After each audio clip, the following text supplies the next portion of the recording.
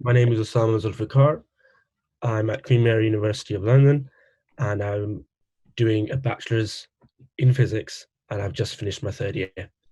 So would you like to mention your hometown? I'm from Dagenham, so I'm in also in East London, and I'm about 40 to 50 minutes by train from the university.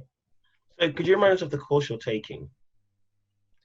So it's just the straight physics bachelor's course, Okay. which allows you to pick options and specialize near the end if you want to. So why did you choose your course? It was, it's just been, I don't want to be too cliche, but it's just been a childhood passion of mine. I was inspired by a lot of documentaries in my childhood. So, for example, there was this Stephen Hawking documentary about black holes. They used to run on Discovery Channel, and so that was sort of my inspiration for why I've always been interested in science, especially physics, and that sort of developed my reasoning for coming on and just picking this course. Okay. So you just mentioned you finished your third year. What have you Hmm. thought of the course?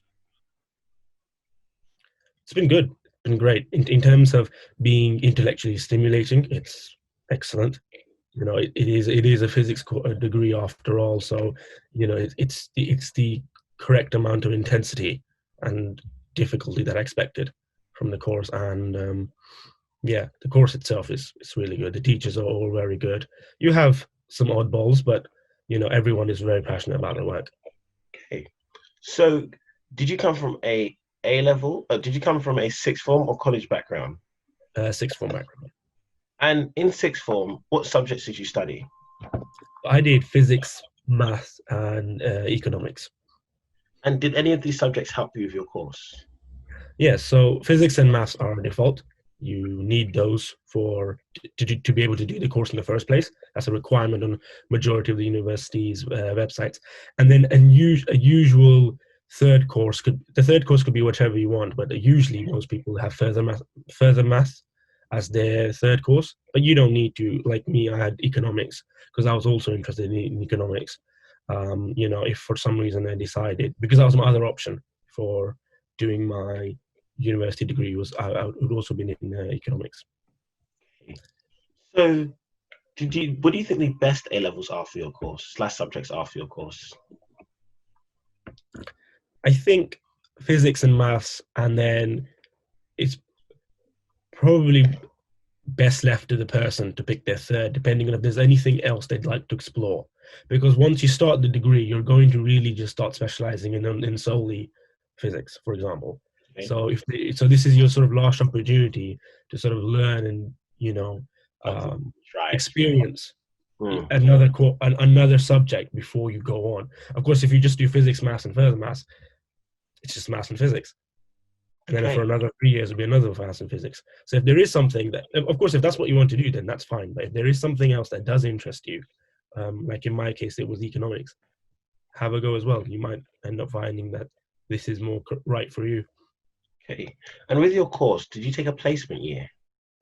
No, so mine was just with no placement years at all, or going abroad or anything along those lines. So could you remind us of the university you studied at? So Queen Mary. And at Um, Queen Mary's Hospital, could you tell us the best and worst things about studying at Queen Mary's Hospital, starting off with the worst? Starting off with the worst.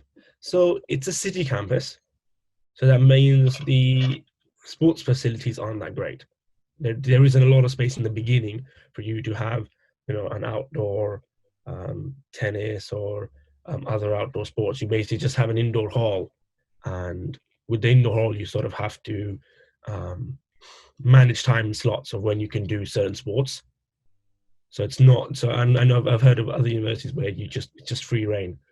You can participate in sports, and there's multiple sort of sports centres there and whatnot. So on the sporting side, there isn't much in terms of facilities, but it's still pretty good for what is essentially just a campus in the heart of London.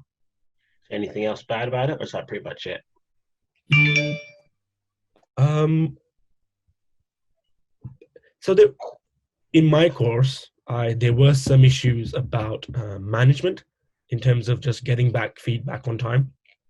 So the usual case is that everyone just got accustomed to the fact that would get feedback. It would be good feedback, but if they said, "Oh, we'll return it to you within a month," expect more like 2 months. Okay. So, Yeah, what are the best things about going to your university? I think it's the again, this is something for my course experience, but I'm sure it's shared again across others. It's the academics, your lecturers, the fact that you can compared to A levels, it's the encouragement of interacting with your lecturers, um, that's encouraged. That makes it a bit of a different experience. And when you get to because you're encouraged, and when you do end up interacting more with them, you then end up realizing that you know these people are serious about what they do and what they teach, and also they've got that same passion. So I've had my project supervisor meetings finish, and I've still gone on for a long rant just talking about physics. Not because I'm forced to, no, but just because we both share that sort of same passion. And when you start to notice that across all your academics, it sort of makes you feel like as if you're in capable hands. Okay. So, if we go into the accommodation at your university, could you tell Yeah. us where you lived in your first, second, and third year? Start off with your first. So first, second, and third year, I was just at home. Hey, Yeah, I was at home the whole time. So that did save me a lot of money, but it had its own downsides in terms of the socialization and the fact that I had this long commute, which on particularly long days, just I was finished by the time I got home. so what would you say the biggest disadvantage is? The socializing part or the travel back and forward? Again, travel can vary because some people at my university were from Tower Hamlets, where the university is based. So some people only lived 10 to 20 minutes away. But I would say it's probably so that can vary. But I think socialization is probably And um, what about that, because you had to commute back home, was the bad side about it? um yeah. So commuting, it's again you are then dependent on the tube lines. So then that means even though usually your journeys are on 40 minutes, if sometime the train decides, okay, I'm just gonna never come, then you might end up taking an hour and a half at like 8 p.m. to sort of come back home. So it just those frustrations of having to actually, travel back. Because the longer your commute, the more chances of there being delays, and the longer those delays will be. And on the social side, what kind of downsides did it come with it? As in, did you miss out on certain things? Did you not make as much friends, or Yeah. So um, there are ways to combat that, but but for most people, it's just the fact that um, when you have accommodation, you can usually also find your course mates in sort of say the university halls. So then that gives you some sort of further interaction in the evening with others and even people from other courses. You really develop understanding of sort of the students in your course and also the ones doing everything else, just the students of Queen Mary. so? From what you've seen in your last 3 years, what do you think the best accommodation is at your university? So being a campus in London, of course, you're only offered your first year in the student halls at the university. So that's, of course, your best option for first year.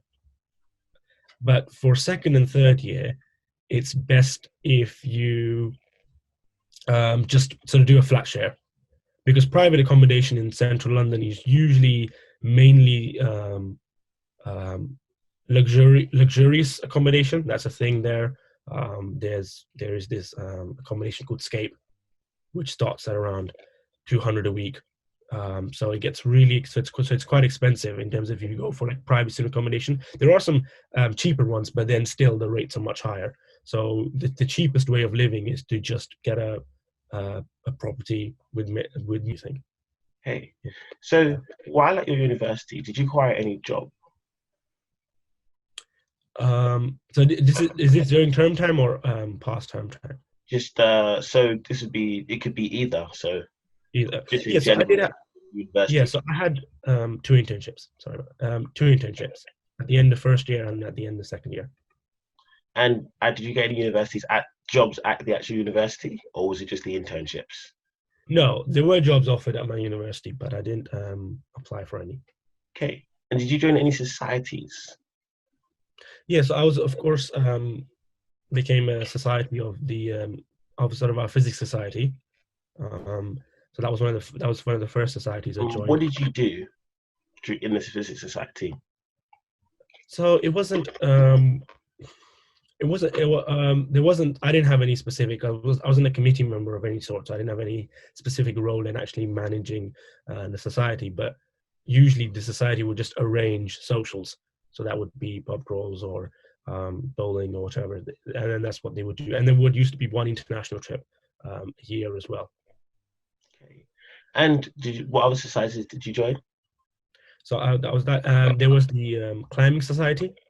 So there is an indoor climbing facility just near the university, and so I joined the society for that. And you go on to regular climbs. So, what general advice would you give the first years about to start university?